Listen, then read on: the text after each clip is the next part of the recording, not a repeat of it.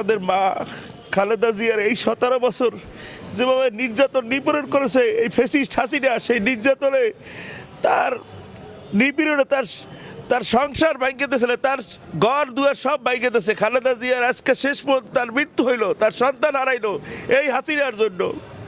এইরকম নেত্রী আর বিশ্বে নাই, এরকম নেত্রী আর পাবো না। এইরকম শেখ হাসিনা যে অন্যায় অপরাধ করছে, এই বাংলাদেশের ছাত্র জনতারা তাকে এই দেশ থেকে তাড়াইয়ে দিয়েছে। তারপরও আমাদের এই শোক, আমাদের এই কষ্ট, মনের কষ্ট কোনোদিনও যাবে না যে এক কাপড়ে খালেদা জিয়ারে বাড়ি থেকে বের করে দিয়েছে শেখ হাসিনা।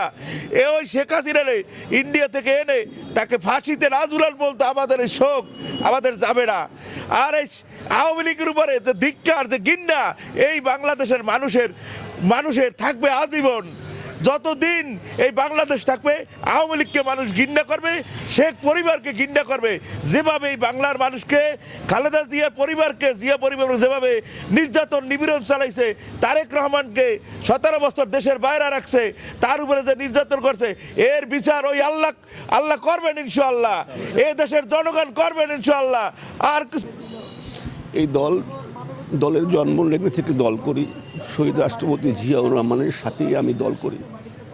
পরবর্তীকালে সে মারা গেলেন। খালেদা জিয়া গৃহিণী থেকে তিনি নেত্রী হয়ে আসলেন।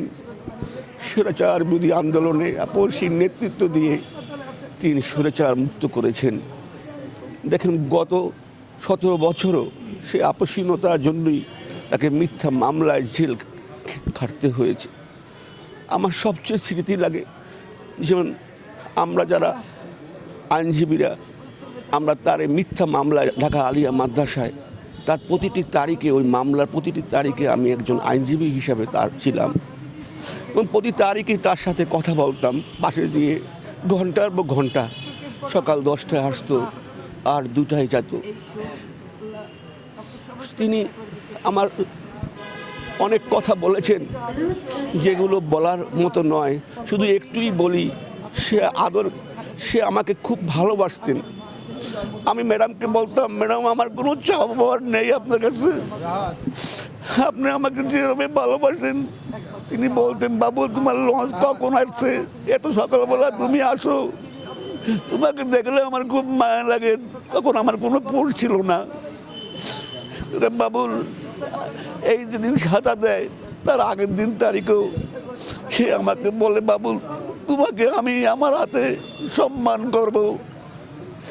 কিন্তু আমি বললাম, ম্যাডাম যেদিন সাজা দেয় তখন গাড়িটা যখন আলিয়া মাদ্রাসায় ঢোকে, সে আমাকে দেখে গাড়িটা থামিয়ে দিলেন।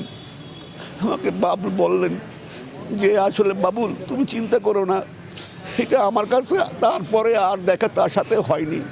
ওইটাই তার সাথে শেষ দেখা, যেদিন তার সাজা হয়। ওদিন আমি আলিয়া মাদ্রাসার সামনে আমি ছিলাম। ম্যাডাম গাড়ি নিয়ে আসলেন, আমাকে দেখে থামালেন, বললেন, বাবুল চিন্তা করো না, তোমার কমিটি আমি দিয়ে দিতে পারলাম না, আর কমিটি লাগবে না, আমার আর কমিটি লাগবে না। আমি আমার মাকে হারিয়েছি, আমার মাকে আর পাবো না, এটাই আমার দুঃখ। আমার মায়ের জন্য দোয়া করবেন, নেত্রীর জন্য সবাই দোয়া করবেন, আল্লাহ যেন তাকে জান্নাতুল ফেরদৌস দান করেন।